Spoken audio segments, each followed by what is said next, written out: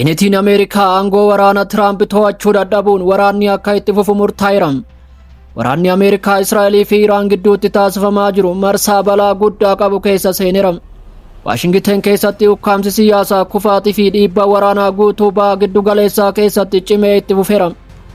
Sagalee murteessaa Kaapitool irratti kennameen Senetii USA aangoo waraana pireezidaantii Tiraamp daangessuuf carraaqqii godhe kuffiseera. Filannoon bu'aa qabeessa ta'e kun duula waraana Iraan irratti babal'achaa jiru daangaa haaraa koongirensii malee akka itti fufu hayyameera.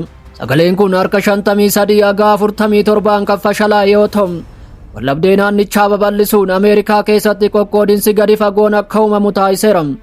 Kanuma waliin dirree waraanaa babal'achuu kan itti fufe yoo ta'u, haleellaan qilleensaa waloo USA fi Israa'el guyyootaaf dachee Iraan rukutuu itti fufaniiru.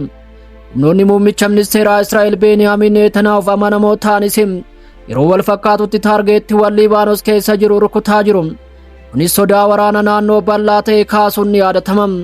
Akka miidiyaaleen mootummaa Iraan gabaasanitti yoo ta'e, erga haleellaan kun jalqabe namoonni 1,000 ajjeefamaniiru.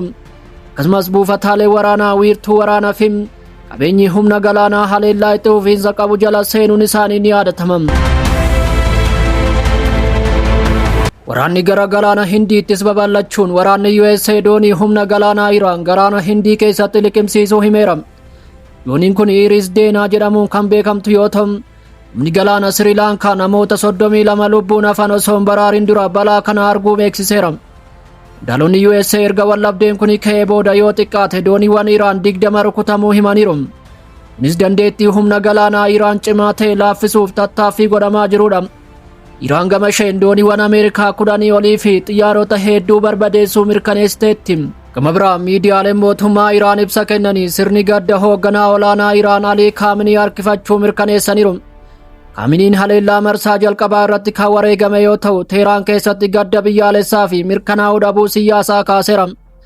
Duuti isaa caasaa aangoo Riippaabilikni Islaamaa waggoota 10 darban keessatti ijaarte wallabdee waraanaa jalatti akka raafamu taasiseera. Sirni awwaalcha uummataa harkifachuu yaaddoo nageenyaa fi haala dirree waraanaa saffisaan guddachaa jiru kan calaqqisiisudha. Guutummaa naannichaatti lakkoofsi namoota du'anii dabaluu itti fufaniiru. Baasiin lubbuu namaa waraana kanaaf ba'u guyyaa guyyaan dabaleera. Israa'el keessatti haleellaa haloo ba'uu Iraan raawwatte yoo xiqqaate namoonni 11 ajjeefamaniiru. Gama biraatiin Ameerikaan haleellaa diroonii Iraan buufata doonii Kuweet irratti raawwatameen loltoonni Ameerikaa 6 du'uu mirkaneessiteetti. Haa ta'u malee lakkoofsi kun kanaa ol ta'uu akka danda'u maddeen ni mul'isu. Dirree waraanaatiin alatti baasiin maallaqaa waraana kanaaf ba'u saffisaan dabalaa jira. Daldaltoonni akka tilmaamanitti Ameerikaa wallabdeen kun erga jalqabe doolaara biliyoona 1 ol baasteetti. Waraanni saffisaa amma jiru yoo itti fufe baasiin waraana waliigalaa doolaara biliyoona 40 haga miliyoona 95 ga'uu akka danda'u tilmaamameera. Kunis diinagdee Ameerikaa kuffisuu akka danda'u sodaatameera. Waraanni osoo hin jalqabin durallee Peentaagoon xiyyaara fe'umsaa xiyyaarota waraanaa fi loltoota 10,000 lakkaa'aman gara naannichaatti bobbaasuuf jecha tilmaaman doolaara miliyoona 630 baaseera. Waraana keessatti xiyyaaronni F-16 Kuweetitti barbadaa'aniiru.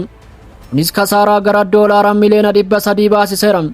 Haalaa kanaan Iraan meeshaalee baasii xixiqqoo gaafataniif balaa guddaa geessisaaf fayyadamaa jirti jedhameera. Bal'inni fi ciminni duula kanaa jijjiirama guddaa haala nageenya naannichaa irratti mul'atu agarsiisa. Karoorsitoonni waraanaa diroonii nama maleessarraa kaasee haga xiyyaarota boombii tarsiimoo fi sirna ittisa misaayilaa sadarkaa olaanaatti bobbaasaniiru.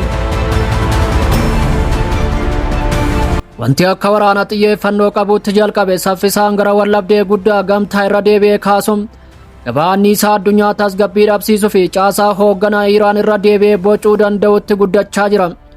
Waashingten daangaa kaa'uuf fedhii waan hin qabneef Israa'el haleellaa ishee babal'isuuf Iraan haloo ba'uu cimsuun adeemsi wallabdee kanaa gara waraana dheeraa fi tilmaamamuu hin dandeenyetti qajeeleera. Bahii giddu galeessaa boqonnaa haaraa fi jijjiirama hin qabne kan bu'aan isaa naannicha bira darbee fagootti sagalee dhageessisuu danda'u keessa galteetti.